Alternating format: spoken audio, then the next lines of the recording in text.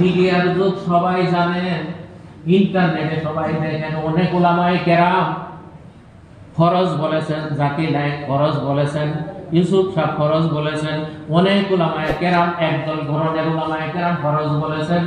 আর হানাফি মুজাহিদিন উলামায়ে কেরাম বলছেন দাড়ি রাখা ওয়াজিব।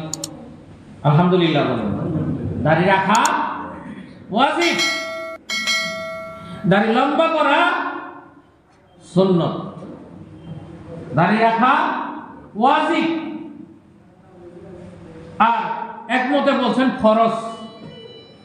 ফরজ আর ওয়াজিব দুইটার মধ্যে একটা ফরজ, আল্লাহর কোন বান্দা, আল্লাহর কোন বান্দি স্বেচ্ছায় যদি তরক করে, কমপক্ষে ৭,৫০০ বছর জাহান্নামের আগুনে জ্বলবে, আল্লাহ নবী বয়ান করেছে। একটা ফরজ তরক করলেন। শিয়ারে ইসলাম হচ্ছে দাড়ি। কি শিয়ারে ইসলাম? ইসলামের বড় একটা নিদর্শন, মুসলমানদের ইসলামের বড় একটা নিদর্শন হবে দাড়ি। আল্লাহ মুসলমানদের পুরুষ মানুষের দাড়ি পছন্দ করেছেন, বিদায় তাদের মুখে দাড়ি, কিন্তু মেয়েদের মুখে তো দাড়ি বাজায় না, কারণ আল্লাহ তাদের দাড়ি পছন্দ করেন নাই। তাহলে এক হিসাবে যারা দাড়ি রাখেন না, তারা মেয়েদেরটা গ্রহণ করে নিয়েছেন। আর আল্লাহ নবী বলেছেন, যেই পুরুষ মানুষটা মেয়ে রূপ ধারণ করবে, ওই লোকটা আল্লাহ জাহান্নামে চলবে, আগুনে চলবে। এখন আপনি চিন্তা করবেন, আপনি পুরুষ মানুষ, আপনি একজন নওজোয়ান, আপনি একজন পুরুষ মানুষ, আল্লাহ নবীর উম্মত, থাকবে না কেন? রাখবেন ফরজ।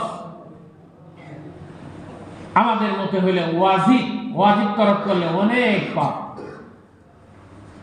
ফরজ তরক করলে, অস্বীকার করলে কাফের হয়, ফরজ অস্বীকার করলে কাফের হয়, তরক করলে কবিরা গুনাহ হয়, ওয়াজিব তরক করলে অনেক গুনাহ হয়, গুনাহগার, সে পাপী, আর পাপীদের জন্য জাহান্নাম।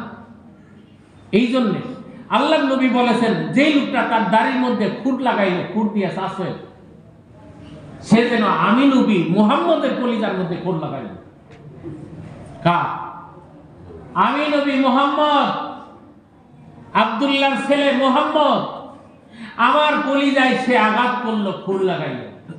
এখন আপনাদের কাছে আমার প্রশ্ন থাকবে, আল্লাহ নবীর কলিজায় আপনি আঘাত দিতে থাকবেন, কলিজা কাটতে থাকবেন, আর কিয়ামতের ময়দানে আশা করতেছেন আল্লাহ নবী আপনাকে শাফাআত করবে? আশা করতে পারেন? বলেন, আশা করতে পারেন? আপনি আশা করতে পারেন না, না পারেন না।